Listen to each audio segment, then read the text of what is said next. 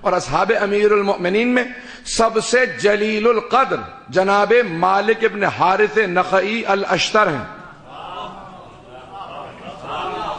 سب سے جلیل القدر حضرت کمیل ابن زیاد سے اور بڑے بڑے اصحاب امیر المؤمنین سے سب سے زیادہ جو مقام ہے جناب مالک اشتر کا ہے. مولا کی 3 جنگیں، تینوں میں سپہ سالار ہیں. کہہ دینا بڑا آسان ہے، مولا کے لشکر کا سپہ سالار. اور یہ بھی نہیں تھا کہ کوئی جوان ہو، نہیں، بوڑھے تھے. جوان نہیں تھے کہ آپ سوچے کہ نوجوان 25-30 سال کے ہوں گے، نہیں، مسن تھے، 60-70 برس سے زیادہ سن تھا ان کا، لیکن شیر تھے. میں کچھ مثالیں پیش کرنا چاہ رہا ہوں دین کے عنوان سے، کس حد تک انسان کو تابع ہونا چاہیے مولا کا. جناب مالک تابع فرما بردار، جہاں مولا کا پسینہ گرتا تھا نا وہ کہتے تھے میں خون بہا دوں گا اپنا. یہ جناب مالک. نہج البلاغہ میں مولا نے جب جناب مالک کی شہادت کی خبر سنی تو آپ رونے لگے اور کہا کہ اللہ اللہ، مالک کا کیا مقام تھا مالک اشتر کا.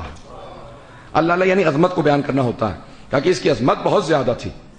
تو پھر مولا فرماتے ہیں کہ کانا لی کما کنتو لرسول اللہ، مالک کو مجھ سے وہ نسبت تھی جو مجھے رسول خدا سے.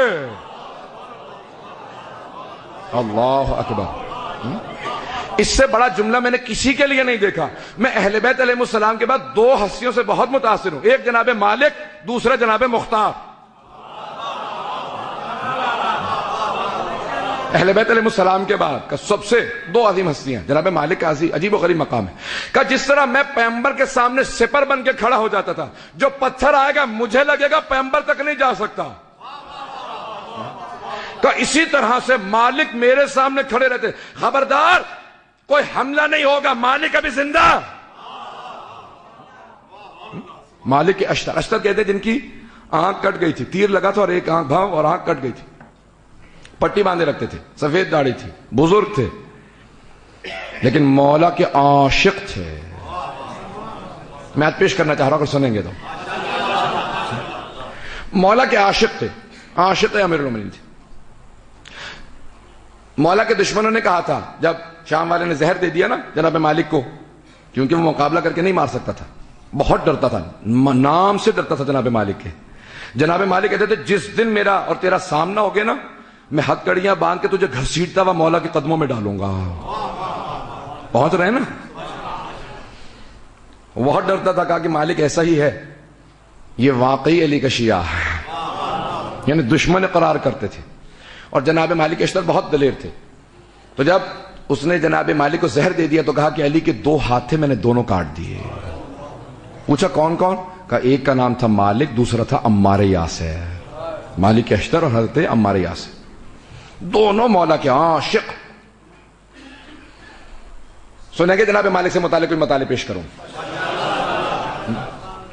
بہت دلیر، بہت شجاع اور عاشق امیر المومنین. میں صرف ایک ان کے تقوی اور زہد کی ایک پیش کر دوں ان کا واقعہ، اور اس کے بعد پھر ان کی شجاعت سے متعلق کچھ مطالب پیش کروں گا.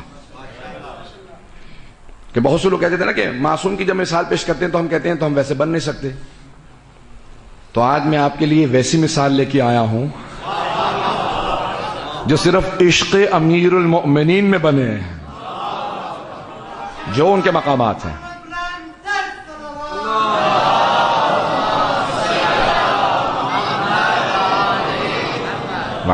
توجہ ہے مجمع کی میرے ساتھ؟ میں تھوڑا چلنا چاہ رہا ہوں عزیزان گرامی.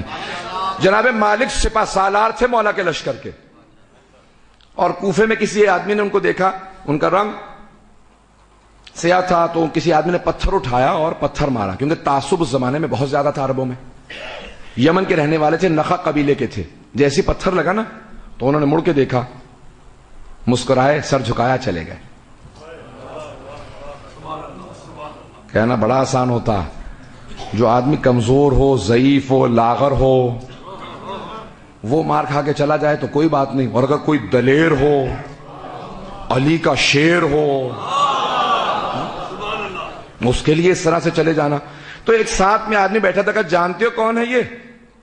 کہا کوئی سیاہ فام ہے؟ کہا نہیں، یہ علی ابن ابی طالب کی فوج کا سپہ سالار ہے. اب وہ رونے لگا کہ اس کا مطلب ہے یہ فوج لینے گئے ہوں گے، ابھی مجھے ماریں گے. اب رونے لگا، کہا کیا کروں؟ کہا میرے ساتھ چلو، میں معافی کروا دیتا ہوں، پاؤں پکڑ لینا.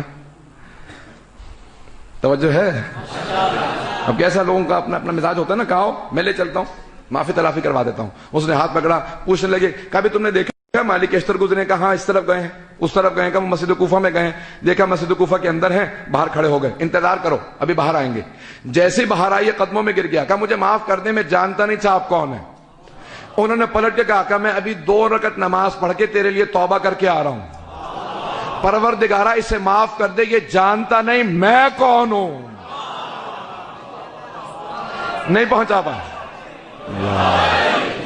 اور کیجئے گا، وہ ظاہری عہدے کی بات کر رہا تھا کہ فوج کے سپہ سالار ہے، وہ اپنے باطنی منصب کی بات کر رہے تھے. میں علی کا چہیتا ہوں. جسے علی اتنی محبت ہے وہ خدا کی نگاہوں میں کتنا بلند ہوگا. کہ پروردگارہ اسے معاف کر دے، یہ جانتا نہیں میرا مقام کیا ہے. یا میں بھی 2 رکعت نماز پڑھ کے تیرے لیے توبہ کر کے آیا. آپ نے اندازہ لگایا؟ یہ صرف مولا کی تربیت کا نتیجہ ہے کہ مالک مالک بن گیا ہے. مالک اشتر. پتہ نہیں کتنے لوگ ابھی تک سننا چاہ رہے ہیں. میں چند ایک ان کی زندگی سے مثالیں پیش کرنا چاہتا ہوں.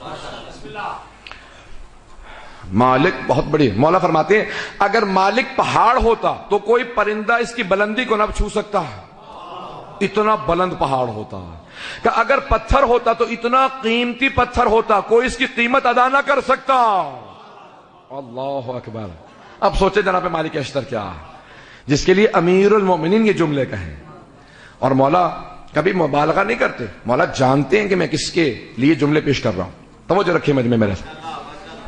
عزیزان گرامی، اب جنگ صفین کا عالم ہے، جنگ کی تیاریاں ہو رہی ہیں اور سب دیکھنا چاہتے ہیں کہ مولا کیسے جنگ پہ جائیں گے. اب سب کے ذہن میں ہے کہ علی جوانی میں رسول خدا سے اسد اللہ الغالب کا لقب پا چکے ہیں، تو بہت دلیر ہیں، شجاع ہیں، لیکن اب بوڑھے ہو چکے ہیں. ابھی بھی ویسے ہی جنگ کریں گے یا بدل چکے ہیں؟ تو اب سب دیکھنا بھی چاہ رہے ہیں، آپ بھی سننا چاہ رہے ہیں. جو میں نے گزشتہ رات کے پرسوں رات وعدہ کیا تھا وہ چند جملے پیش کرنا چاہتا ہوں. ذرا جناب مالک سے متعلق، جناب امیر سے متعلق پیش کروں آپ کے سامنے. اب سب سوچ رہے تھے علی کیسے جنگ کریں گے. وہاں شام میں بھی ہر آدمی پوچھ رہا تھا کس سے جنگ ہے. کہ کوئی حیدر کرار ہے. تو وہاں پہ بھی ہر آدمی بس ایک ہی سوال کر رہا تھا، حیدر کون ہے. سن رہے ہیں نا؟ ہر آدمی بس ایک سوال کر رہا ہے، حیدر کون ہے. تو جناب مالک آئے کہ یا علی خضاب کر لیجئے، داڑھی سفید ہو گئی ہے. جناب مالک مولا کے عاشق تھے. کہ مولا ایک آپ کا رو بیٹھ، صرف نام سے لوگ کانپ رہے ہیں کہ حیدر آنے والا، اور آپ بے انتہا پتلے دلے مولا. تو کہا کہ مولا داڑھی خضاب کر لیں، آپ کی داڑھی بالکل سفید ہو گئی ہے. تو آپ نے کہا کہ مالک شیر بوڑھا بھی ہو جائے تو شیر ہوتا.